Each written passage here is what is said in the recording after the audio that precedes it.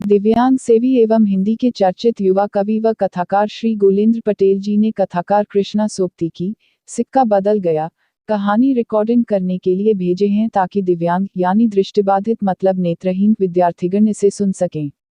कहानी का पाठ करने से पहले मैं कृष्णा सोबती के बारे में 2 शब्द कहना चाहती हूँ। कृष्णा सोबती 18 फरवरी 1925 द 25 जनवरी 2019 संबद्ध भाग अब पाकिस्तान में मुख्यतः हिंदी की आख्यायिका फिक्शन लेखिका थी।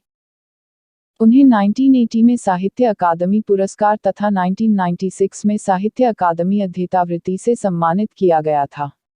अपनी बेलाग कथात्मक अभिव्यक्ति और सौष्ठवपूर्ण रचनात्मकता के लिए जानी जाती हैं। कृष्णा सोबती का जन्म गुजरात में 18 फरवरी 1925 को हुआ था। भारत के विभाजन के बाद गुजरात का वह हिस्सा पाकिस्तान में चला गया है। विभाजन के बाद वे दिल्ली में आकर बस गईं और तब से यहीं रहकर साहित्य सेवा कर रही हैं। उन्हें 1980 में जिंदगीनामा के लिए साहित्य अकादमी पुरस्कार मिला था। 1996 में उन्हें साहित्य अकादमी का फेलो बनाया गया जो अकादमी का सर्वोच्च सम्मान है। 2017 में इन्हें भारतीय साहित्य के सर्वोच्च सम्मान ज्ञानपीठ पुरस्कार से सम्मानित किया गया है। ये मुख्यतः कहानी लेखिका हैं। प्रकाशित कृतियां: कहानी संग्रह बादलों के घेरे 1980, लंबी कहानी आख्यायिका उपन्यासिका डार से बिछुड़ी 1958, मित्रों मरजानी -1967, यारों के यार -1968, तीन पहाड़ -1968, ए लड़की -1991, जैनी मेहरबान सिंह -2007 चलचित्रीय पटकथा मित्रों मरजानी की रचना के बाद ही रचित परंतु 4 दशक बाद 2007 में प्रकाशित उपन्यास सूरजमुखी अंधेरे के -1972, दिलोदानिश 1993, समय सरगम -2000, गुजरात पाकिस्तान से गुजरात हिंदुस्तान -2017 निजी जीवन को स्पर्श करती औपन्यासिक रचना। विचार संवाद संस्मरण हम हशमत 3 भागों में। सोबती एक सोहबत शब्दों के आलोक में। सोबती वैद संवाद मुक्तिबोध एक व्यक्तित्व सही की तलाश में -2017, लेखक का जनतंत्र -2018, मार्फ दिल्ली -2018, यात्रा आख्यान बुद्ध का कमंडल लद्दाख सम्मान एवं पुरस्कार। साहित्य अकादमी की 72 सदस्यता समेत कई राष्ट्रीय पुरस्कारों और अलंकरणों से शोभित कृष्णा सोबती ने पाठक को निज के प्रति सचेत और समाज के प्रति चैतन्य किया है। आपको हिंदी अकादमी दिल्ली की ओर से वर्ष 2002-01 के शलाका सम्मान से सम्मानित किया गया था। उन्हें वर्ष 2017 का 53वां ज्ञानपीठ पुरस्कार प्रदान किया गया।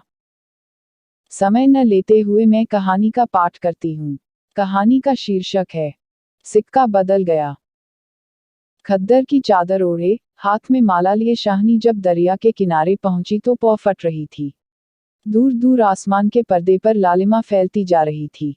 शाहनी ने कपड़े उतारकर एक ओर रखे और श्रीराम श्रीराम करती पानी में हो ली। अंजलि भरकर सूर्य देवता को नमस्कार किया, अपनी उनीदी आंखों पर छींटे दिए और पानी से लिपट गई। जनाब का पानी आज भी पहले सा ही सर्द था, लहरें लहरों को चूम रही थीं। वह दूर सामने कश्मीर की पहाड़ियों से बर्फ पिघल रही थी।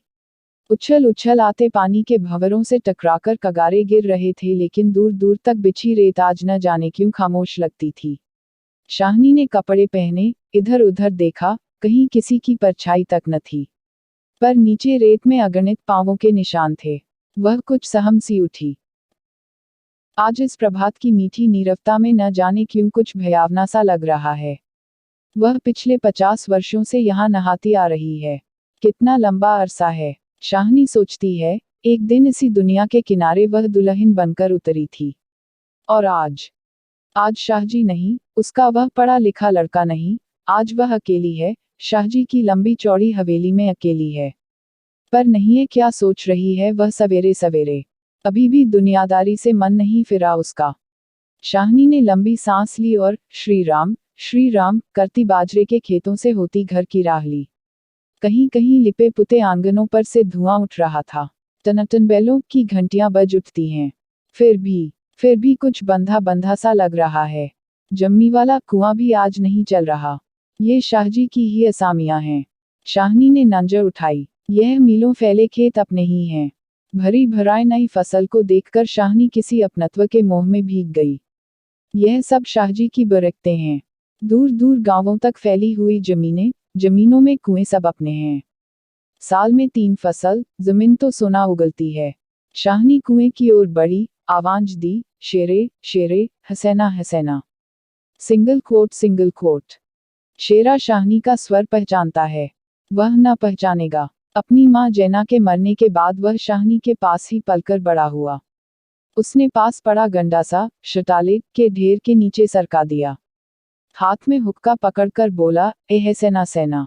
Single quote. शाहनी की आवाज उसे कैसे हिला गई है।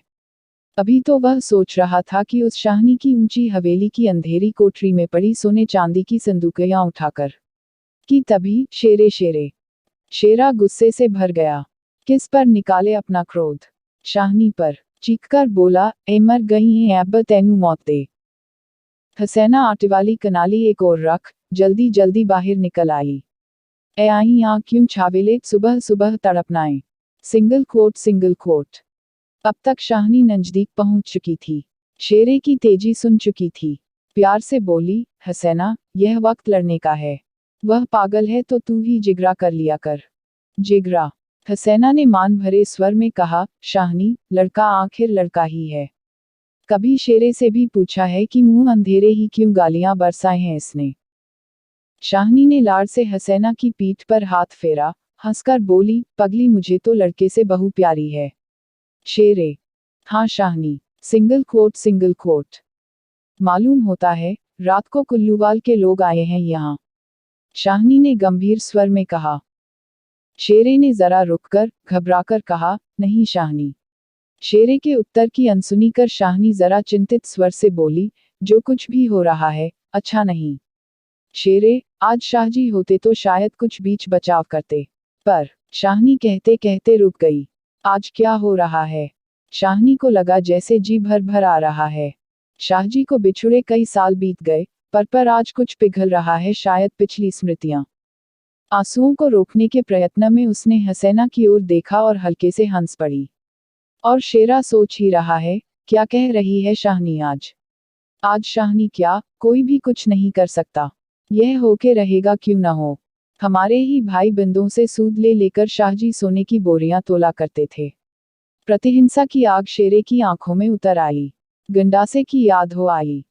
शाहनी की ओर देखा नहीं, शेरा इन पिछले दिनों में 30-40 कत्ल कर चुका है, पर वह ऐसा नीच नहीं।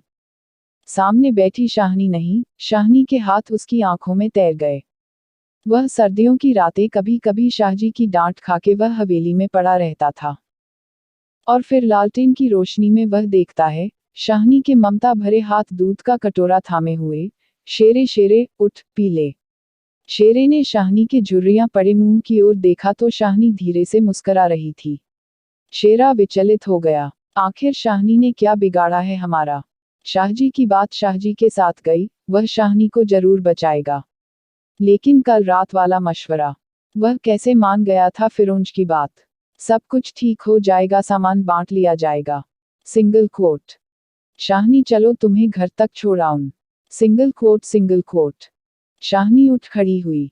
किसी गहरी सोच में चलती हुई शाहनी के पीछे पीछे मजबूत कदम उठाता शेरा चल रहा है। शंकित सा इधर उधर देखता जा रहा है। अपने साथियों की बातें उसके कानों में गूंज रही हैं। पर क्या होगा शाहनी को मारकर। शाहनी। Single quote. हाँ शेरे। शेरा चाहता है कि सिर पर आने वाले खतरे की बात कुछ तो शाहनी को बता दे, मगर वह कैसे कहे। Single quote. शाहनी। शाहनी ने सिर ऊंचा किया। आसमान धुएं से भर गया था। शेरा जानता है यह आग है। जबलपुर में आज आग लगनी थी, लग गई। शाहनी कुछ न कह सकी। उसके नाते रिश्ते सब वही हैं। हवेली आ गई। शाहनी ने शून्य मन से ड्योढ़ी में कदम रखा। शेरा कब लौट गया उसे कुछ पता नहीं। दुर्बल सी देह और अकेली, बिना किसी सहारे के। न जाने कब तक वहीं पड़ी रही शाहनी। दोपहर आई और चली गई। हवेली खुली पड़ी है। आज शाहनी नहीं उठ पा रही। जैसे उसका अधिकार आज स्वयं ही उससे छूट रहा है। शाहजी के घर की मालकिन। लेकिन नहीं, आज मोह नहीं हट रहा। मानो पत्थर हो गई हो। पड़े पड़े सांझ हो गई, पर उठने की बात फिर भी नहीं सोच पा रही। अचानक रसूली की आवाज सुनकर चौंक उठी। शाहनी शाहनी, सुनो, ट्रकें आती हैं लेने। Single quote. ट्रके। शाहनी इसके सिवाय और कुछ न कह सकी। हाथों ने एक दूसरे को थाम लिया। बात की बात में खबर गांव भर में फैल गई। बीबी ने अपने विकृत कंठ से कहा, शाहनी, आज तक कभी ऐसा न हुआ, न कभी सुना। गजब हो गया, अंधेर पड़ गया। शाहनी मूर्तिवत वहीं खड़ी रही। नवाब बीबी ने स्नेह सनी उदासी से कहा, शाहनी, हमने तो कभी न सोचा था। Single quote. शाहनी क्या कहे कि उसने ऐसा सोचा था। नीचे से पटवारी बेगम और जेलदार की बातचीत सुनाई दी। शाहनी समझी कि वक्त आन पहुंचा। मशीन की तरह नीचे उतरी, पर ड्योरी न लंघ सकी। किसी गहरी, बहुत गहरी आवाज से पूछा, कौन है वहां? Single quote. कौन नहीं है आज वहां? सारा गांव है, जो उसके इशारे पर नाचता था कभी। उसकी असामियां हैं जिन्हें उसने अपने नाते रिश्तों से कभी कम नहीं समझा। लेकिन नहीं, आज उसका कोई नहीं, आज वह अकेली है। यह भीड़ की भीड़, उनमें कुल्लूवाल के जाट। वह क्या सुबह ही न समझ गई थी। बेगम, पटवारी और मस्जिद के मुल्ला इस्माइल ने जाने क्या सोचा। शाहनी के निकट आ खड़े हुए। बेगम आज शाहनी की ओर देख नहीं पा रहा। धीरे से जरा गला साफ करते हुए कहा, शाहनी, रब्बर न्यू ही मंजूर सी। शाहनी के कदम डोल गए। चक्कर आया और दीवार के साथ लग गई। इसी दिन के लिए छोड़ गए थे शाहजी उसे। बेजान सी शाहनी की ओर देखकर बेगम सोच रहा है, क्या गुंजर रही है शाहनी पर। मगर क्या हो सकता है। सिक्का बदल गया है। Single quote. शाहनी का घर से निकलना छोटी सी बात नहीं। गांव का गांव खड़ा है हवेली के दरवाजे से लेकर उस दारे तक जिसे शाहजी ने अपने पुत्र की शादी में बनवा दिया था। तब से लेकर आज तक सब फैसले, सब मशवरे यहीं होते रहे हैं। इस बड़ी हवेली को लूट लेने की बात भी यहीं सोची गई थी। यह नहीं कि शाहनी कुछ न जानती हो। वह जानकर भी अनजान बनी रही। उसने कभी बैर नहीं जाना, किसी का बुरा नहीं किया। लेकिन बूढ़ी शाहनी यह नहीं जानती कि सिक्का बदल गया है। देर हो रही थी। थानेदार दाऊद खां जरा अकड़कर आगे आया और ड्योरी पर खड़ी जड़ निर्जीव छाया को देखकर ठिठक गया। वही शाहनी है जिसके शाहजी उसके लिए दरिया के किनारे खेमे लगवा दिया करते थे। यह तो वही शाहनी है जिसने उसकी मंगेतर को सोने के किनफूल दिए थे मुंह दिखाई में। अभी उसी दिन जब वह लीग के सिलसिले में आया था तो उसने उद्दंडता से कहा था, शाहनी, भागोवाल मस्जिद बनेगी, 300 रुपया देना पड़ेगा। शाहनी ने अपने उसी सरल स्वभाव से 300 रुपये दिए थे। और आज शाहनी ड्योरी के निकट जाकर बोला, देर हो रही है शाहनी, धीरे से कुछ साथ रखना हो तो रख लो। कुछ साथ बांध लिया है। सोना चांदी। शाहनी अस्फुट स्वर से बोली, सोना चांदी। जरा ठहरकर सादगी से कहा, सोना चांदी। बच्चा, वह सब तुम लोगों के लिए है। मेरा सोना तो एक एक जमीन में बिछा है। दाऊद खां लज्जित सा हो गया। शाहनी, तुम अकेली हो, अपने पास कुछ होना जरूरी है। कुछ नकदी ही रख लो। वक्त का कुछ पता नहीं। वक्त। शाहनी अपनी गीली आंखों से हंस पड़ी। दाऊद खां, इससे अच्छा वक्त देखने के लिए क्या मैं जिंदा रहूंगी? किसी गहरी वेदना और तिरस्कार से कह दिया शाहनी ने। दाऊद खां निरुत्तर है। साहस कर बोला, शाहनी, कुछ नकदी जरूरी है। नहीं बच्चा, मुझे इस घर से। शाहनी का गला रुंध गया। नकदी प्यारी नहीं। यहाँ की नकदी यहीं रहेगी। शेरा आन खड़ा गुजरा की हो ना हो कुछ मार रहा है शाहनी से। खां साहिब, देर हो रही है। शाहनी चौंक पड़ी। देर? मेरे घर में मुझे देर? आंसुओं की भंवर में न जाने कहां से विद्रोह उमड़ पड़ा। मैं पुरखों के इस बड़े घर की रानी और यह मेरे ही अन्न पर पले हुए। नहीं, यह सब कुछ नहीं। ठीक है, देर हो रही है पर नहीं। शाहनी रो रो कर नहीं, शान से निकलेगी इस पुरखों के घर से। मान से लांघेगी यह देहरी, जिस पर एक दिन वह रानी बनकर आ खड़ी हुई थी। अपने लड़खड़ाते कदमों को संभालकर शाहनी ने दुपट्टे से आंखें पोंछीं और ड्योरी से बाहर हो गई। बड़ी बूढ़ियां रो पड़ी। किसकी तुलना हो सकती थी इसके साथ? खुदा ने सब कुछ दिया था, मगर दिन बदले, वक्त बदले। शाहनी ने दुपट्टे से सिर ढांपकर अपनी धुंधली आंखों में से हवेली को अंतिम बार देखा। शाहजी के मरने के बाद भी जिस कुल की अमानत को उसने सहेज कर रखा, आज वह उसे धोखा दे गई।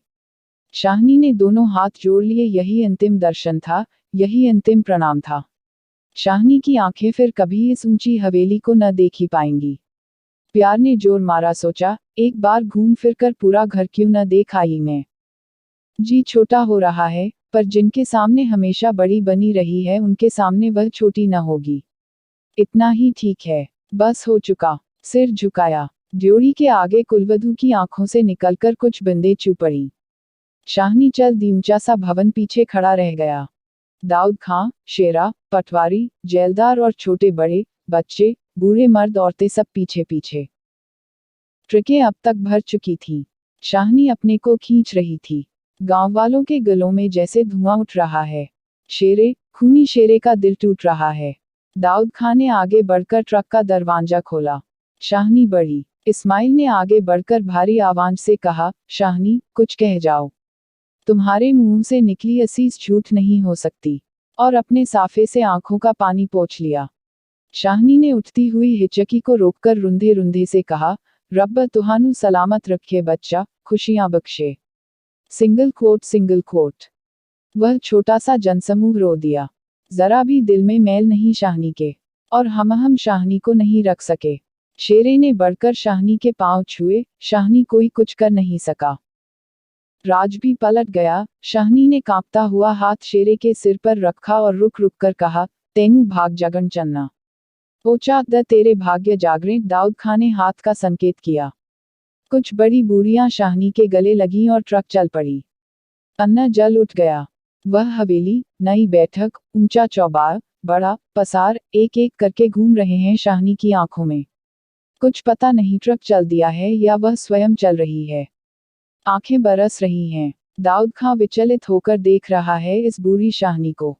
कहाँ जाएगी अब वह? शाहनी मन में मैल न लाना। कुछ कर सकते तो उठा न रखते। वक्त ही ऐसा है। राज पलट गया है, सिक्का बदल गया है। Single quote. रात को शाहनी जब कैंप में पहुंचकर जमीन पर पड़ी तो लेटे लेटे आहत मन से सोचा, राज पलट गया है। सिक्का क्या बदलेगा? वह तो मैं वहीं छोड़ आई। Single quote. और शाहजी की शाहनी की आंखें और भी गीली हो गईं। आसपास के हरे हरे खेतों से घिरे गांवों में रात खून बरसा रही थी। शायद राज पलटा भी खा रहा था और सिक्का बदल रहा था।